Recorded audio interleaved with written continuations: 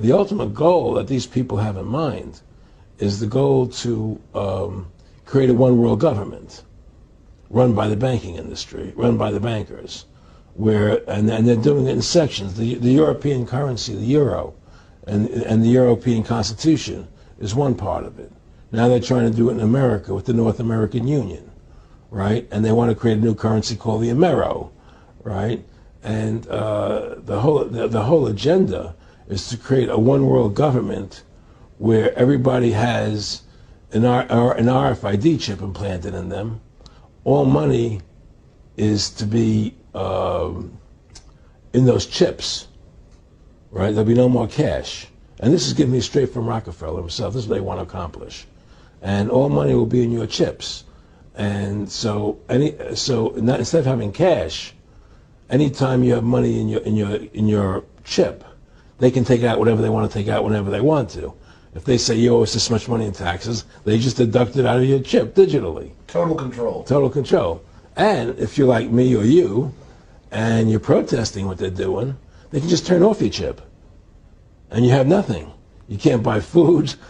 You can't do anything. It's total control of the people. And that chip's connected to a database that has your purchasing records, what you do, what everything, you sell. Everything is in there, you know?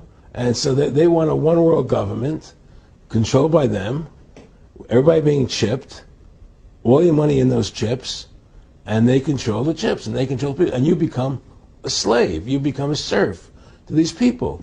That's their goal. That's their intentions. Eric, can you be specific about when you met Rockefeller, how it happened in these discussions? I met Rockefeller through a female attorney I knew who called me up one day and said, one of the Rockefellers would like to meet you. I had made a video called Mad as Hell, and he'd seen the video and wanted to meet me and knew I was running for governor of Nevada. So sure, I'd love to meet him. And I met him and I liked him, and he was a very, very smart man. And we used to talk and share ideas and thoughts. And he's the one who told me 11 months before 9/11 ever happened that there was going to be an event. Never told me what the event was going to be, but there was going to be an event. And out of that event, we were going to invade Afghanistan to run pipelines from the Caspian Sea. We were going to invade Iraq, you know, to take over the oil fields, establish a base in the Middle East, and make it all part of the New World Order. And we'd go after Chavez in Venezuela. And sure enough, later 9/11 happened. And I remember he was telling me how how you're going to see soldiers looking in caves for people in Afghanistan and Pakistan and all these places. And there's going to be this war on terror, which is no real enemy. And the whole thing is a giant hoax, you know, but it's a way for the government to take over the American people. He told you it was going to be a hoax. Oh, yeah. Oh, yeah. There's no question. He says, there's going to be war on terror. And he's just laughing. There's no, who are we fighting? I mean, why do you think 9/11 happened and then nothing's happened since then? Do you think that our security is so great here that these people who pulled off 9/11, who were able to, can't knock down another plane? Come on, it's ridiculous. 9/11 was done by people in our own government and our own banking system to perpetuate the fear of the American people into subordinating themselves to anything the government wants them to do. That's what it's about, and to create this war, this endless war on terror. And that's why and that was the first lie. And the next lie was going into Iraq, you know, to get Saddam Hussein out with his weapons of mass destruction. That was the next lie. Now, specifically, this was a little over 6 years ago. This was 11 months before 9/11. Yeah. And Nick Rockefeller, he's a lawyer. He's become your friend over the previous years, and he's saying to you that there's going to be this big event, and then out of that we're going to have a war on terror, and it's just going to go on and on. Right, an endless war on terror without any real enemy. That you can never, so you can never define a winner. And did he say that it's going to be perfect because you can't define an enemy? It just goes on Yeah, and on? because you can't define a winner. There's no one to beat, so it goes on and on forever. And they can do whatever they want. They scare the hell out of the American public. Look, this whole war on terror is a fraud. It's a farce. It's very difficult to say it out loud because people are intimidated against saying it. Because if you say it, they want to make you into a nutcase. Let's But be the truth has to come out. That's why I'm doing this interview. The fact of the matter happens to be that the whole war on terror is a fraud. It's a farce. Yeah, there's a war going on in Iraq because we invaded Iraq. And people over there fighting, you know. But the war on terror, it's a joke, you know. And until we discover what really happened on 9/11 and who was responsible for 9/11, because that's where the war on terror emanates from. That's where it comes from. It was 9/11 that allowed this war on terror to begin. And until we get to the bottom root of 9/11, the truth of 9/11, we'll never know about the war on terror.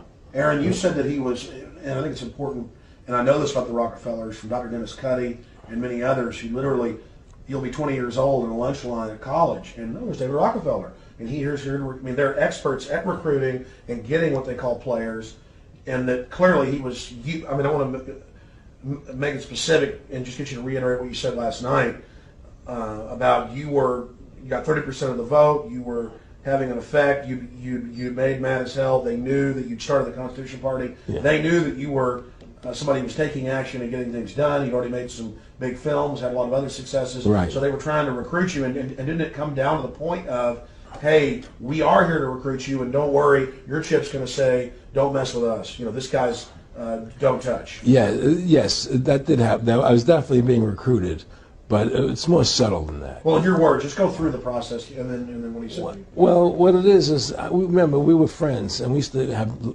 come to my house a lot. We'd have dinner, we'd talk, and he'd tell me about business investments that he'd get involved in, you know, or they would help me with this business investment or that business investment.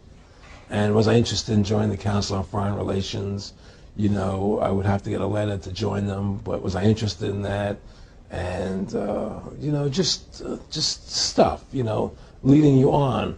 And I used to say to him that I never really did that because that wasn't where I was coming from. You know, as much as I like you, Nick, you know, your ways and my ways, we're on the opposite side of the fence. You know, I don't believe in enslaving people, you know, and he would come back with, oh, I do? Or? Well, it would be more like, you know. It's better for them. Well, it's more like, you know, how do I put it? It was like, what do you care about them? What do you care about those people? What difference does it make to you? Take care of your own life. Do the best you can for you and your family. What do the rest of the people mean to you? They don't mean anything to you. They're just serfs. They're just people.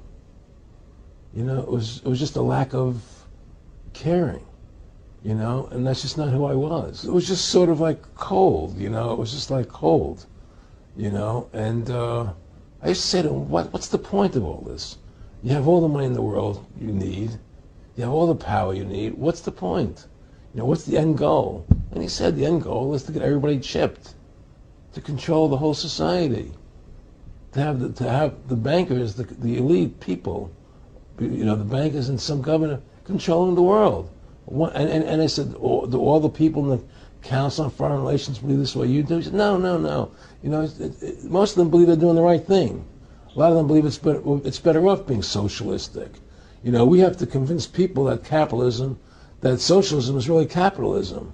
Because America's becoming a socialist country. It's a communist country today. Well, one of the things they told me was that he was at the house one night, and he would talk, and he started laughing. He said, Aaron, what do you think women's liberation was about? And I said, I had pretty conventional thinking about it at that point. I said, I think it's about women having the right to work, getting equal pay with men, just like they won the right to vote, you know? And he started to laugh. He said, you're an idiot. And I said, why am I an idiot? He said, let me tell you what that was about. We, the Rockefellers, funded that. We funded women's lib, you know? And we're the ones who got all over the newspapers and television, the Rockefeller Foundation. He says, and you want to know why? He said, there were two primary reasons. And one reason was we couldn't tax half the population before women's lib.